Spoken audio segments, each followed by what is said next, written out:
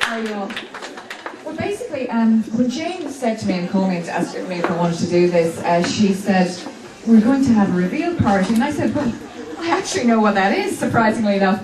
About a month ago, I read this article in some of Girly magazine, which I love to read, and it explained how women have come full circle in the whole area of cosmetic medicine, cosmetic surgery. And now women who have everything from Botox to anything else done have decided to actually have reveal parties to show off the fact of how they look. And tonight, this was the idea that they had here, and this is the vote to reveal this new clinic, and I think it's a great idea. But the whole area of cosmetic medicine, which is really what this clinic does, is non-invasive medicine, and Patrick, of course, is meant to explain all that to you in a few minutes' time. But I guess from a woman's perspective, everybody wants to look good. Middle age is moved 10 years, I've heard recently, thank Lord. And I'm very happy to hear that. It's now being set properly late 50s. And I think programs like Sex and the City have done a lot for women in their 30s and upwards to actually have women looking really sexy into their 50s and longer, and why not? I mean, all you have to do is look at women like Catherine Deneuve and know that, you know what, she could equal someone in her 20s. And I really believe that. So the reality is that you can look as good as you want these days. And there's nothing wrong with having, you know, the odd little complimentary thing to make you look that way.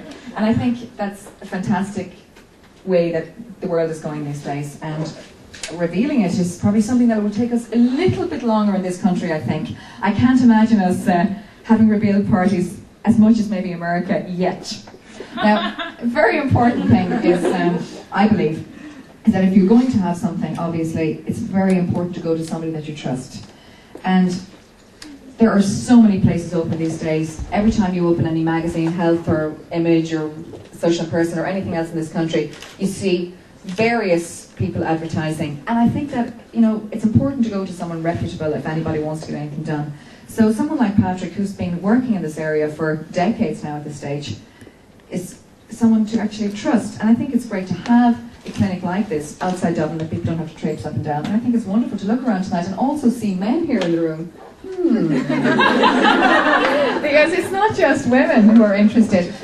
It's from the basic thing that if you look back in this country 10, 15 years ago, going for a facial was a big treat.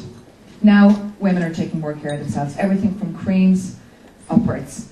And I think that it's a great thing to see that we're proud of ourselves and getting up with the rest of Europe, really. I mean, all you have to do is go to France and, you know, women are in the sexiest clothes into their 60s, and what is wrong with it? So anyway, the man who's going to tell you all about this, not moi, obviously, Mr. Patrick Treacy. Here he is.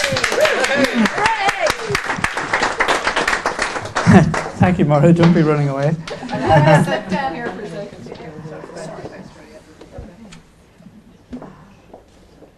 I was down in South Africa a couple of months ago. Actually, on Christmas Day, I was on Robben Island, where, you know, Nelson Mandela and Walter Sisulu, many people were held for many years of their life. And the day I went out on Christmas Day, it was unfortunately one of those days that there was a lot of tourists around, and I just couldn't get my right photograph. Every time I went to Mandela's cell, there was 40 people around the cell as well. And even if I waited at the end, somebody sort of pulled me away. And I was chatting this other prisoner. She was from the Hosa tribe. She'd been incarcerated with Nelson Mandela for 18 years of her life. And I was telling her of the years that I originally was registered in South Africa back in the 1980s, but refused to work there for my own reasons, and didn't work there until Nelson Mandela was released. And I had been telling her this. And when I was coming back from the island, I felt very sad that I had no photographs that sort of represented the whole spirit of the island. And so I decided to go back again. We were down shark diving in Hermanus, and I decided I'll go back. They wouldn't let me onto the island, and I told them who I was, but every time they looked up the internet, it was that I'd said something against Thabo Mbeke or something against South Africa. So they said, we're certainly not sending that guy out. You're certainly revealing that tonight. So anyway, in the end, they let me out on the last sort of boat. And I was the only token white on the boat. It's a funny thing. It must have been like the Mandela football club that Winnie had, but everybody was sort of watching me on the way out. And as we sort of approached the island and we hit the lime quarry where, you know, Nelson Mandela had lost his eyesight and everything, everybody was looking at me as if it was me that had done it, you know.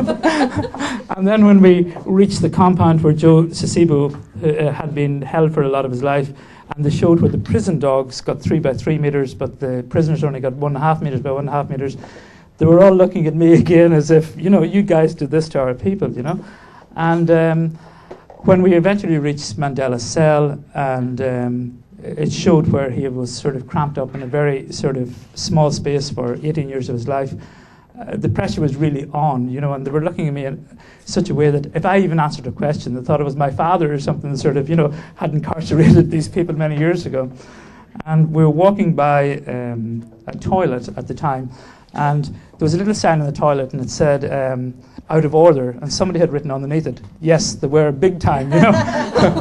But as we sort of sat in the room, and I was the only one, maybe of about 40 black people that was sitting there, and everybody was looking at me, and lucky enough we had exactly the same person showing us around the prison as we had 4 days before that. This lady that sort of, you know, had been a former member of the Communist Party and had been incarcerated for a long time.